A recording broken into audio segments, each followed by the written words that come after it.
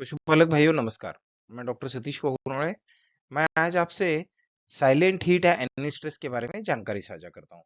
तो भाइयों, ये साइलेंट हीट या एनिस्ट्रेस ये ऐसी कंडीशन होती है जिसमें गाय या भैंस के अंदर उसकी ओवेरियन एक्टिविटी या साइक्लिसिटी तो चलती रहती है, लेकिन वो बाहरी तौर पे जो हीट के लक्षण है वो नहीं दिखाती है। तो इसका जो एनिस्ट्रेस जैसी या साइलेंट हीट ये भैंसों में ज्यादा तौर पर दिखाई देता है। जो गाय ज्यादा दूध देती है और जो ज्यादा स्ट्रेस में होती है, ऐसे इसमें ये कंडीशन ज्यादा तौर पे दिखती है। तो इससे क्या होता है, हमारा आर्थिक नुकसान होता है, क्योंकि उसमें दो ब्याह के बीच का अंतर बढ़ जाता है। बाद में जो अनप्रोडक्टिव डेज होते हैं जिसमें कुछ दूध उत्पादन नहीं होता है, ऐसे दिन बढ़ जाते हैं। इसमें जो बछड़ियों के ब्यात में देरी होती है और इनफर्टिलिटी आ जाती है। इनफर्टिलिटी के कारण हमें जो कलिंग करना पड़ता है उसकी दर में वृद्धि हो जाती है। तो भाइयों, ये बहुत बड़ी समस्या है हमारे किसान भाइयों के लिए। तो इसके लिए हमें अगर उसको समस्या को डायग्नोस करना है या समझना है, पहचान करना है, तो इसके बारे में आपको क्या चाहिए? उसके लिए सटीक फार्म का आपको रिकॉर्ड चाहिए, ताकि प्रजनन की तारीख, ब्यात की तारीख, कितने बार हमने उसको इंसेमिनेशन किया है और देखे गए उसके गर्मी या मद के लक्षणों पर नजर रख के उसके रिकॉर्ड कितने बार हमने किया है, वो सबसे महत्वपूर्ण है। उन पशुओं की पहचान करें जिनकी 3 से अधिक बार एआई हो गई है या अत्यधिक समय से कुछ भी उसको उसने हीट सिम्टम नहीं दिखाई है। तो इसका हमें क्या करना चाहिए? तो पशुओं को दिन में कम से कम 2 या 3 बार 20 से 30 मिनट तक उसका ऑब्जर्वेशन करना चाहिए, देखना चाहिए। खास तौर पर खास तौर पर सवेरे और शाम के समय उसको देखिए। तो उसके सूक्ष्म लक्षण आप क्या देख सकते हैं?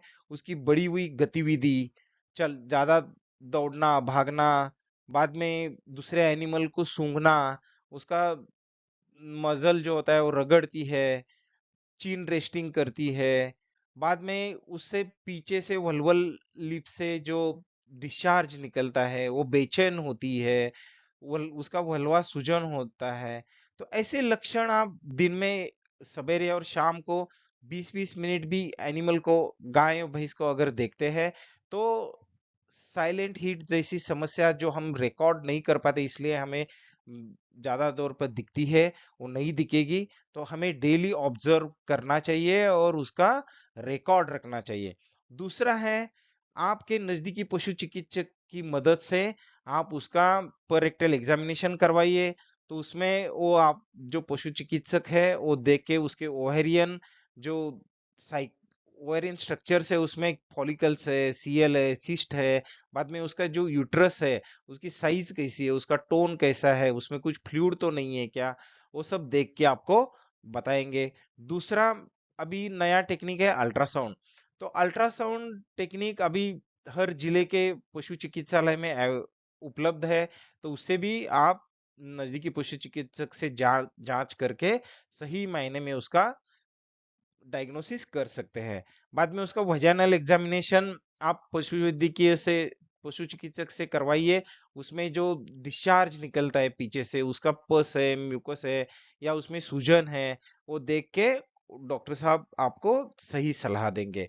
बाद में उसकी बॉडी कंडीशन स्कोर, उसकी बॉडी कंडीशन स्कोर कैसी है वो भी आपको देखना चाहिए, क्योंकि ज्यादा बॉडी कंडीशन स्कोर अगर 4 से ज्यादा है तो फैटी होती है, 3 से नीचे होती है तो उसके वो वीक होती है। तो सही मायने में उसका बॉडी कंडीशन स्कोर होना चाहिए।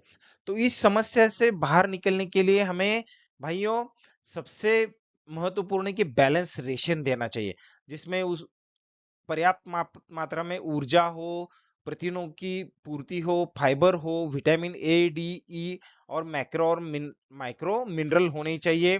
तो उसमें अगर नेगेटिव एनर्जी बैलेंस है, नकारात्मक ऊर्जा है, तो उसमें ऊर्जा से बाहर निकलने के लिए उसको पर्याप्त मात्रा में उसको खाना या बैलेंस रेशन हमें देना चाहिए। उसकी पर्याप्त मात्रा में, जैसे मैंने पहले बताया, पर्याप्त मात्रा में उसका बॉडी कंडीशन स्कोर रखिए। जैसे 5 का स्केल है तो 3 से 3.5 तक को हमें रखना चाहिए।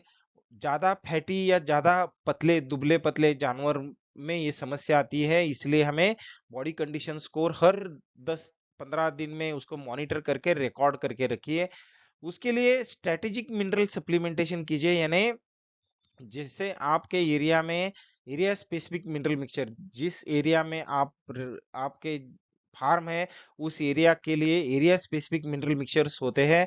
तो ऐसे मिनरल मिक्सचर जिसमें phosphorus, selenium, copper, zinc, manganese, iodine जैसे मिनरल्स होते हैं, ऐसे मिनरल्स का आप सप्लीमेंट कीजिए। और सबसे महत्वपूर्ण भाइयों, 2400 घंटे उसको साफ सुथरा पानी पीने के लिए रखिए। अगर ये सब चीजें आप करते हैं तो ये जो साइलेंट हीट, एनिस्ट्रेस जैसी कंडीशन से, एनिमल समस्या से हमें छुटकारा मिलेगी। और हमारे जो मेन एम है हमारा, हर साल में हमें बच्ची चाहिए, तो ये हमें सफल होगा, ये प्लान हमारा सफल होगा। और हमारा जो डेयरी, आपकी जो डेयरी है या दुग्ध व्यवसाय है, वो फायदे में रहेगा। तो इसके लिए हमें एक अप्रोच, इंटीग्रेटेड अप्रोच क्या चाहिए? एक तो जैसे मैंने बताया, न्यूट्रिशन अच्छा रखिए, उसका पोषण अच्छा रखिए, मैनेजमेंट अच्छा रखिए, प्रॉपर हीट डिटेक्शन रखिए, और वेटरनरी नजदीकी पशु चिकित्सक की सलाह से आप अच्छा उसका देखभाल कीजिए, उसका निरीक्षण करके उसके ऊपर जो भी लगने वाले पशु चिकित्सक की सलाह से उपचार कीजिए, यानी आपका पशु एनिस्ट्रेस या साइलेंट हीट समस्या से बाहर निकलेगा। धन्यवाद भाइयों।